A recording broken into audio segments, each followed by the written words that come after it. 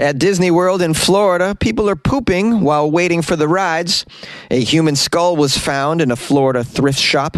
A Florida man was caught with 5 alligators living in his bathtub. And what is the Loofah Code? It's something secret at Florida's villages.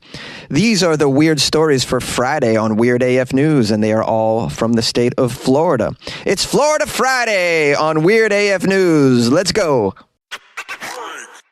The customers at Disney are pooping while waiting for rides. It's called the poop hallway. Disney's absurd new trend of defecating in ride lines. How disgusting. The latest trend at Disney parks is quite disturbing, as many customers are deciding to defecate in the middle of ride lines. According to guests who unfortunately witnessed these bizarre acts, they're taking to social media to share the incidents and hopefully shame these defecators. What I want to know is who's cleaning up all that Disney poop? Which character? Is it? No, it's probably poor Goofy. Oh, no. I gotta go pick up the poop. Oh, poor Goofy gets stuck with all the lame jobs. It says here, twice in the last month, Disney parks guests have taken to social media to share these disgusting sights they have witnessed in ride lines at Disney World in Orlando, Florida. Here's a quote from one post on social media. I'm in the line for Rise of the Resistance at Disney World. Someone let their kid take a dump on the floor, and then they just walked out and left it like WTF, like. Now, you're wondering, is this little defecation anecdote an isolated incident, or is it common at Disney? Well, according to a former cast member, there's a section of the Flight of the Passages ride line that the employees call the, quote, poop hall because of the number of people who have gone to the bathroom there while waiting in line. Unbelievable. The former employee says, quote, well, bodily fluids no longer bother me after working at Disney. Let's just say that the attraction I worked at is what the cast ended up calling the poop hall because of the number of times guests have gone in there and pooped. We even put up a camera, and it still didn't stop the guests from pooping there. Wow, okay. There is more evidence of this in a book called Cleaning the Kingdom, Insider Tales of Keeping Walt's Dream Spotless. 2 former Disneyland custodial team workers confirmed this disgusting act happens extremely often, even making up a code, Human Code H. A Code H originally meant that a custodial worker needed to clean up after one of the Disney horses pulling the vehicles down Main Street had pooped. However, the term was quickly modified to not only refer to horses and their defecation, but also human poop as well in the park. I guess there must be a lot of it. Another reason not to go to Disney. Now, according to the anecdote, it was just child poop, which was the issue, but I'm wondering if adult poop is also an incident. I assume that it is. If you have IBS, you can't really stand in a 3-hour line for Pirates of the Caribbean comfortably. You're going to want to exit at some point. They should sell Disney diapers at the gate for $150. People would buy those, I assume. You should bring your own diaper, though, to Disney. And if your kids really have to go, just drop them off at Splash Mountain for a little while. let them go over there, clean up. I can't do it. No, they sell a fast pass, right? You should get the fast pass so you could skip those long lines. They should also sell a fast poopy piss pass that lets you leave the line and go poop or pee, and then an employee will stand there for you while you go, and you can come back. Yeah, the fast poopy piss pass.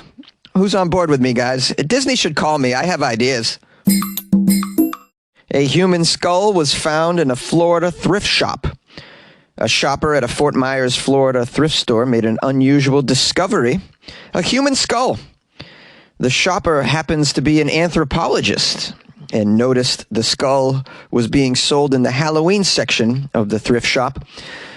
Further investigation of the skull by the anthropologist revealed it to be a human skull, which I believe is not legal. The owner of the North Cleveland Avenue thrift store told the deputies that the skull came from a storage unit that was purchased years prior. The owner claims to not realize it was an actual human skull. Based upon the observations of detectives on the scene, the skull is believed to be that of a human. We have a quote here from Beth, who is one of the managers of the thrift shop. Beth says, "We spent several hours just trying to figure out what to do because several of these deputies were like, 'This is new. We never had this experience before.' And of course, the medical examiner took the skull back to their office, and they're going to do whatever they need to do to figure out what this is, what it is." Well, it seems like management is just pleading ignorance in this particular case, not knowing that it was a human skull. But it says they priced the skull at $4,000 in the store. If this was a plastic skull, you wouldn't put a $4,000 price tag on it. You can get a plastic skull for $20 or whatever. So it would seem to me that they knew this was a human skull, thus the $4,000 price tag. So I don't know if I believe Beth and the management team on this one. And now, get ready for the plot twist, because I found another update on this story, and it says the skull is believed to have belonged to a Native American woman, according to the anthropologist who called the police. And now members of the American Indian movement say they are outraged. They want the Paradise Vintage Market manager arrested for this, claiming that she actually broke the law, as Florida is one of only 8 states where selling human remains is illegal. All right, hold the boat here. There's only 8 states where selling human remains is illegal?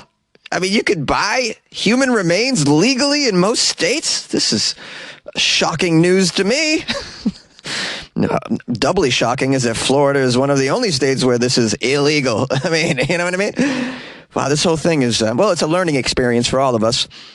I mean, this is good to know, though. So you should check your local state laws if you're trying to sell grandpa's skeleton to a lamp manufacturer or just sell his ribcage to a guitar maker. It says here, this woman, Beth, admits that she put the human skull for sale in a display case with the $4,000 price tag, which is quite a lot. I mean, you're going to pay an arm and a leg for this skull? Get it. The chairman of the Florida American Indian Movement, Robert Rosa, believes this is unacceptable behavior, all of this. He says, quote, "It is human remains. She tried to profit off of it. Whether it be Native American, she should be arrested. There are laws against this. It's a common thing here in Florida where people are just desecrating these mounds and pillaging it for human remains. It's disgusting." I mean, I kind of find it difficult to believe people are pillaging graves and mounds, removing skeletons from coffins in the cemetery and cleaning them and bringing them to Goodwill. Although if you can make $4,000 off just a skull, I mean, some people are in dire straits financially. "Honey, what'd you do with Grandma's remains?" "Oh, never mind. I'm going to the Salvation Army. Do you need anything?" Yay! Want to create a podcast? Spotify's platform lets you easily make, record, and distribute a podcast everywhere, even earn money, all in one place for free. It's called Spotify for Podcasters. Record and edit on your phone or computer, send it to Spotify and everywhere podcasts are heard. They even have video podcasting options. Spotify for Podcasters allows you to earn money with ads and subscriptions too. Best of all, it's free. Try it. Download Spotify for Podcasters or go to spotify.com/podcasters to get started. And good luck with your podcast. Good luck with your life, man. A Florida man is found with 5 alligators living in his bathtub. He was found with the alligators in the bathtub. He's living in the bathtub with alligators. Wow, you got to love Florida, man. All about nature, living with the wildlife. They're really naturalists down there in Florida. They love it. Pythons. What are those iguanas that fall from the trees? Florida resident Robert Robinson faces legal consequences from wildlife officials after they discovered 5 alligators in his bathroom. Only 5? I mean, I don't know if you've seen the price of food lately, but this is probably livestock. This guy's going to live off the alligators. It's hard out there for a Florida man. The Florida Fish and Wildlife Conservation Commission cited the 38-year-old for unlawfully keeping the reptiles without a permit during a visit to his home. This was following an anonymous tip that they received. When they arrived at Robinson's residence, they encountered an individual on the front porch who contacted the homeowner. Robinson admitted to having alligators inside the home and granted permission for the officers to inspect. Yeah, come, you want to see my gator bath? Come on in. You want to take a bath with the gators? $5, take a bath with the gators. Don't worry, I taped the mouths shut. I mean, we watch out for the claws, but the mouths are shut. Upon inspection, the officers found 5 juvenile gators in the bathtub and conducted a thorough search of the premises to ensure no other animals were present. Just the 5 gators in the bathtub. Where are you supposed to keep your gators, though? You can't, keep them in the sink. That's where Floridaman poops. Let's just be thankful that they didn't keep these juvenile gators in the baby's crib along with the baby. It says here the wildlife officials removed the gators from the bathtub and subsequently located Robinson at his workplace, where he confessed to capturing the reptiles from a pond near his house, leaving unanswered questions about his intentions and the duration of their captivity. Well, why don't you ask him what he's going to do with these gators? I thought he was at the house. Someone else let them in? I got so many questions. Floridaman. Gators are like bats to Batman for Floridaman. Let me rephrase that. Gators to Floridaman are like bats to Batman. Floridaman's a superhero in a way when you think about it. What do you guys think is Floridaman's kryptonite? Probably books and hygiene. Oh, you get that soap away from me! Well, you guys know whenever I do a alligator-related story, I have to play the song, so cue the music, maestro!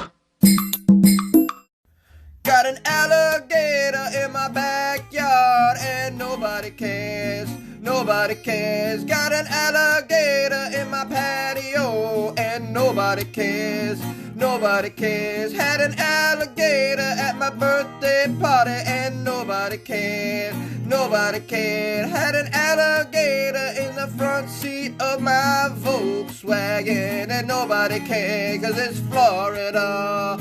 Alligators everywhere and nobody cares. In Florida there's alligators everywhere and nobody cares. Yay! The Loofah Code and Florida's largest retirement community. What is the Loofah Code? Well, there's a story making the rounds these days about how people who live in the Villages, Florida's largest retirement complex, convey their kinky partner-swapping sexual appetites by placing color-coded loofah poofs on top of their cars. All right, we getting this? They're putting colorful loofahs on their cars to signify they're into swapping partners, wife swapping, whatever you want to call it. It indicates their particular sexual appetite according to the color of the loofah they leave on the cars.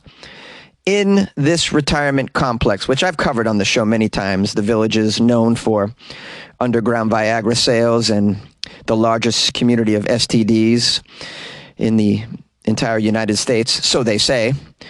But apparently this is a new thing, the Loofah Code. Someone in Reddit who seems to be familiar with the situation broke down what all the colors mean. White represents novices and beginners. Purple is for people who just like to watch other people do the thing. Pink stands for people who like to be with others in the room. Blue is for those who can play well with others. Yellow is for people who want to have fun but are still very nervous. Black is used for a full swap and is for people who say, let it all go down, whatever that means. And the final color is teal, which is for people who are bisexual, and these are the people who wish to increase their dating chances. So according to what you're into, you leave the color loofah on your windshield, or who knows, maybe you hang it from your mailbox.